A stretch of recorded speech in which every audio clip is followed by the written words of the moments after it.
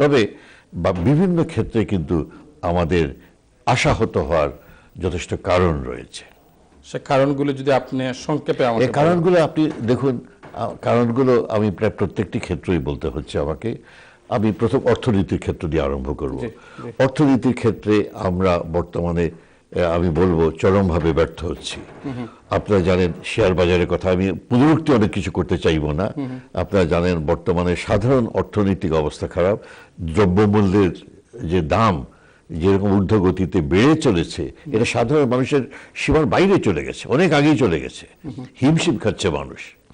তারপর দেখুন দেশের যে অর্থনৈতিক অগ্রগতি, যেটাকে আমরা বলি বা শিল্প উন্নয়ন, কৃষি উন্নয়ন, এগুলো কি হচ্ছে? শিল্প উন্নয়ন তো কিছুই হয়নি। বর্তমান শুধু বলতে গেলে শিল্প উন্নয়ন কীভাবে হবে সেই নীতিটাও এখনো নির্ধারিত হয়নি।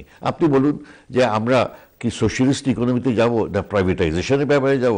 আপনি জানেন আমি প্রাইভেশন কমিশনের চেয়ারম্যান ছিলাম আগে। আমরা একটা নীতি দেওয়া উচিত যে আমরা একটা যে বেসরকারি অর্থনীতির বুনিয়াদ আমরা দৃঢ়ভাবে প্রতিষ্ঠা করব এবং তাকে কেন্দ্র করে private initiative should be engine of growth, এভাবে আমরা এগিয়ে যাব। অথবা রাষ্ট্র নিয়ন্ত্রিত শিল্প উন্নয়ন হবে, অর্থনৈতিক উন্নয়ন হবে, এই ধরনের একটা নীতি নেওয়ার প্রয়োজন রয়েছে, বা সব মিশিয়ে একটা কিছু হবে। কিন্তু বর্তমানে আমাদের কি পরিকল্পনা আছে? কেউ কিছু বলতে পারেন? আমি চ্যালেঞ্জ দিয়ে বলতে পারি, কেউ যদি বলতে পারেন আমাদের অর্থনৈতিক পরিকল্পনা কি আছে, আগামী 3 বছরে আমরা কি হাসিল করতে চাই, আমাদের পঞ্চবার্ষিক পরিকল্পনাতে কি উদ্ধৃতি আছে, তাহলে আমি নিশ্চয়ই আমার বক্তব্য আমি প্রত্যাহার করব। কিন্তু এরকম কিছুই হচ্ছে না। কিন্তু আমরা কি গতিতে এগোচ্ছি, আমাদের কথা শিল্প হবে, কি ক্ষেত্রে কি হবে আমরা জানি না। আমাদের সেচ পরিকল্পনার কথা বলা হয়েছে, আপনারা জানেন বর্তমানে যে তিস্তা ব্যাপারে ফিয়াস্কো হয়ে গেছে, কোথায় ড্যাম টিপাইমুখ হচ্ছে, এখানে ওখানে হচ্ছে ইত্যাদি।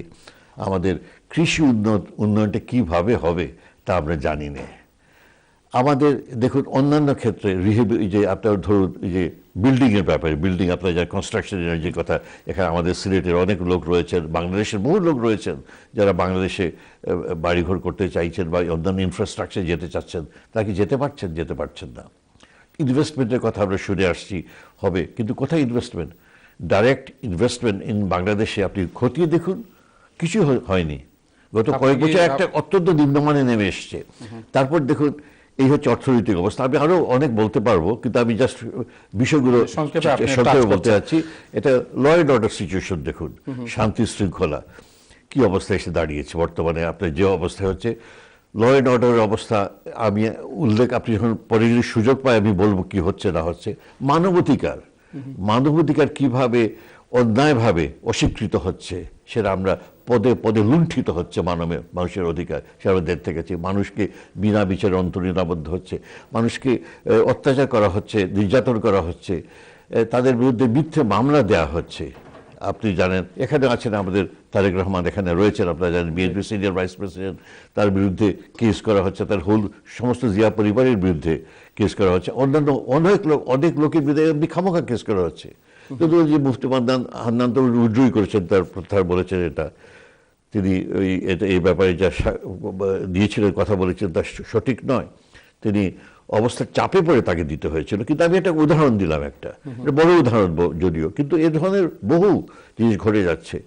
আমি বলতে চাচ্ছি যে মানুষের যে বেসিক অধিকার সেটা লঙ্ঘিত হচ্ছে। তারপর দেখুন আমি বলবো সমান অধিকার, নারীদের অধিকার বলা হচ্ছে, নারীদের অধিকার তো মুখে বলা হচ্ছে কিন্তু সেটা প্রতিষ্ঠিত হচ্ছে না। তারপর এই মানবাধিকারের ব্যাপারে বললাম, শিক্ষার ক্ষেত্রে আমরা পিছিয়ে পড়েছি, অনেক পিছিয়ে পড়েছি।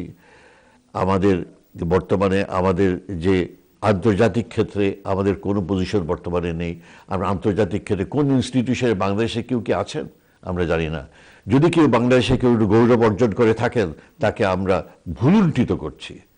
যেমন আমাদের নোবেল পুরস্কার পেয়েছিলেন প্রফেসর ইউনুস, বাংলাদেশে গর্ব করার ব্যাপার ছিল, কিন্তু তা হয়নি। আমরা তাকে ভুলুণ্ঠিত করে দিয়েছি, কেননা আরেকজন নাকি নোবেল পুরস্কার পাননি। সেই আপনি চিন্তা করে দেখেন, এই ক্ষেত্রে আমাদের কত নিচু মনা হলে আমরা এটা করতে পারি। আমার লজ্জায় মাথা নিচু হয়ে আসে যখন আপনাকে বাইরের লোক, আমি আমেরিকায় ছিলাম, অনেকে আমাকে এই প্রশ্ন করেছেন যে আপনাদের একজন এটা এই আন্তর্জাতিক সম্মান অর্জন করেছেন, তাকে আপনারা এমনিভাবে অসম্মান করছেন, যে গুণীকে মানিকে যে সম্মান দিতে জানে না, সে কি হতে পারে? গত 21শে ফেব্রুয়ারির সময় যখন আরেকজন নোবেল লরিট অমর্ত্য সেনকে সম্বর্ধনা দেওয়া হচ্ছিল, তখন ইউনূস সাহেবকে ময়মনসিংহ কারাগারে ম্যাজিস্ট্রেটের কোর্টে বসে জামিনের জন্য অপেক্ষা করতে হয়েছিল, কেননা তার অপরাধ ছিল একটা দই, শক্তি দই না কি একটা দইয়ের ভেতরে ভেজাল পাওয়া গিয়েছিল, এবং সেটা তাকে গ্রামীণ কোন অর্গানাইজেশনের তিনি চেয়ারম্যান ছিলেন, সেই অর্গানাইজেশন থেকে এটা প্রস্তুত করা হয়েছিল। দেখুন, আইনকে আমরা কত দূর টেনে হিচড়ে কোথায় নামিয়ে নিয়ে গেছি। এই অবস্থাকে কেউ ভালো বলতে পারে? তারপর দেখুন স্বাস্থ্যের অবস্থা, দেখুন দেশের এমনি অবস্থা, সীমান্তে কি হচ্ছে। আমাদের এটা প্রত্যেকটি সরকারের দায়িত্ব মানুষের জীবন রক্ষা করা। আপনি চিন্তা করে দেখেন, আজকে যদি ইংল্যান্ডের লোক আপনার বর্ডারে সেই মানে ফ্রান্স বা জার্মানি মারতো, আজকে যদি রাশিয়া কিছু হতো বা অন্য যে কোনো দেশে হতো, কোথাও কি এরকম জিনিস হতে পারে? কোনো একটা দেশে হতে পারে? আপনার সীমান্তে আপনার বাংলাদেশি হাজারেরও বেশি মানুষকে মারা হয়েছে। পৃথিবীর ইতিহাসে এর কোনো রকম নজির নেই, আপনি দেখাতে পারবেন না। এমনকি কোল্ড ওয়ারের সময়ও, বার্লিন ওয়াল যখন ছিল, তখন এটা হয়নি। এমনকি পাকিস্তান ভারত যখন চরম বৈরী একটা অবস্থার মধ্যে ছিল, যখন তার মধ্যে শুটিং ওয়ারের মতো 60s, আমি ডিস্ট্রিক্ট ম্যাজিস্ট্রেট ছিলাম বর্ডার ডিস্ট্রিক্টে, আমি 60s-এ লেট 60s-এ খুলনাতে ছিলাম, যশোরে ছিলাম, তখন ভারত এবং পাকিস্তানের খুব একটা চরম শত্রু মনোভাব বিরাজ করছে। কিন্তু তখনও তো এরকম কখনো হয়নি। আজকে ফেলনির মতো মেয়ে, তাকে 13 বছরের একটা মেয়েকে ঝুলিয়ে রাখা হচ্ছে। রক্তাক্ত বডির কথা চিন্তা করে দেখুন, শিউরে উঠবেন। আজকে মানুষকে দা দিয়ে কুপিয়ে মারা হচ্ছে, লাঠি দিয়ে মেরে তাকে পানিতে ফেলে দেওয়া হচ্ছে, ভেসে ভেসে লাশ আসছে। এটা কি আমাদের সার্বভৌমত্ব রক্ষিত হচ্ছে? এটা আমাদের আত্মসম্মান বাড়ছে? আমি বলবো এজন্য আমরা কিন্তু আমাদের লজ্জার, আমি কোনো দলের পক্ষ থেকে বলছি না, সাধারণ বাংলাদেশি হিসেবে, মানুষ হিসেবে আমি কথাগুলো বলতে চাইছি। একজন বাঙালি হিসেবে, মানুষ হিসেবে, বাংলাদেশের নাগরিক হিসেবে আমি এগুলো কথা বলতে চাচ্ছি। আমি কারো বিরুদ্ধে কিছু বলতে চাই। আপনি আমার অত্যন্ত দয়াপরবশ হয়ে আপনি আমার অনেকগুলো কথা উল্লেখ করেছেন, অতীত জীবনের কথা কিংবা বর্তমান জীবনে বিভিন্ন ভূমিকার কথা উল্লেখ করেছেন। কিন্তু আপনি একটাই লক্ষ্য করবেন, সবসময় আমি চেয়েছি আমার অস্তিত্বটাকে যতদূর পারি ছড়িয়ে দিতে এবং একটা দৃষ্টিভঙ্গির মধ্যে একটা অবজেক্টিভিটি আনার জন্যে। কতটুকু পেরেছি আমি তা জানি না, কিন্তু আমি সেই নৈর্ব্যক্তিক উপায়ে বলতে চাই যে বর্তমানে আমাদের দেশে আশাবাদী হওয়ার খুব যে একটা সম্ভাবনা আমরা করতে পারছি, তা কিন্তু হচ্ছে না। আমরা রাজনীতিতেই দেখুন, রাজনীতিতে কোনো বর্তমানে বিন্দুমাত্র সহনশীলতা নেই। আপনার যাকে তাকে যখন তখন ধরা হচ্ছে, এটা হচ্ছে। আর তাছাড়া আপনি দেখুন, প্রশাসন সম্পূর্ণভাবে পলিটিসাইজড হয়ে গেছে। করাপশনটা কি করে বেড়েছে, করাপশনের কথা আমি আর বলতে চাই না। করাপশন বেড়ে গেছে, শনই বেড়েছে। কোনো একটা লেভেল নেই যেখানে করাপশন বর্তমানে নেই। সবসময় করাপশন ছিল বাংলাদেশে, সেটা অনস্বীকার্য। কিন্তু বর্তমানে যাটা হয়েছে, যে পর্যায়ে এসে পড়েছি আমরা, সেখানে আমাদের অস্তিত্ব রক্ষাটা একটা বিপর্যয়ের সম্মুখীন হয়ে দাঁড়িয়েছে। পলিটিসাইজড কি ভালো না খারাপ, আপনি কি মনে করেন? আমি বলবো পলিটিসাইজড হওয়াটা অত্যন্ত খারাপ ব্যাপার।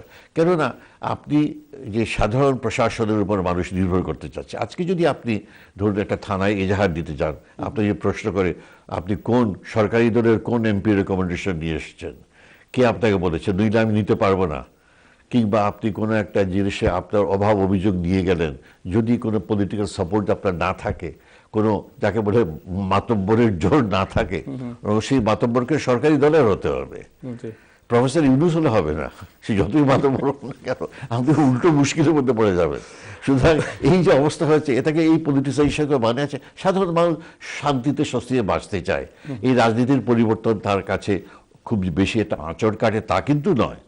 সুতরাং এই যে শান্তিতে স্বস্তিতে চাই বল, চাই স্বাস্থ্য, আনন্দ, উজ্জ্বল পরমায়ু, যে মানুষের যে আশা রয়েছে, সেই আশা যদি পরিপূর্ণ হতে না পারে, কেউ তো সব মানুষ তার মন্ত্রী হতে চাচ্ছে না, এমপি হতে চাচ্ছে না, বড় কি হোমরা চোমরা হতে চাচ্ছে না। নিজের ক্ষুদ্র গণ্ডির ভেতরে নিশ্চিন্ত স্বস্তিতে বেঁচে থাকতে চায়, আশা নিয়ে, ভরসা নিয়ে, স্বপ্ন নিয়ে বেঁচে থাকতে চায়, আত্মসম্মান নিয়ে বেঁচে থাকতে চায়। এই জিনিসটা আমরা কিন্তু ধ্বংস করে কি দিচ্ছি না? আমরা ধ্বংস করে দিচ্ছি। অথচ আমার মনে আছে বাংলাদেশ হওয়ার পরবর্তীকালেও কিন্তু এ ধরনের অবস্থা ছিল না। আমি লন্ডনেই ইকোনমিক মিনিস্টার ছিলাম। আমি সেই মিড 70s থেকে আর্লি 80s পর্যন্ত, তখন আমি দেখেছি এখানে আমাদের বাঙালিরা অত্যন্ত বলিষ্ঠভাবে পদচারণা করেছেন।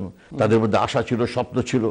তারা দেখে যে উজ্জ্বল ভবিষ্যতের সন্তান বাংলাদেশকে আমরা গড়ে তুলতে চাই। অনেক ট্র্যাজেডি হচ্ছিল, অনেক কিছু হচ্ছিল, কিন্তু সবচেয়ে ছাড়িয়েও মানুষের এই আশাটা অনেক উঁচু হয়ে দাঁড়িয়েছিল। কিন্তু বর্তমানে আমরা যেটা দুমড়ে মুচড়ে সেটাকে আমরা নষ্ট করে দিচ্ছি। এই অবস্থায় আমি দুঃখের সঙ্গে বলতে বাধ্য হচ্ছি, আমরা ভালো আছি এই আশার কথা আমি আপনাকে শোনাতে পারলাম না, আমাকে ক্ষমা করবেন।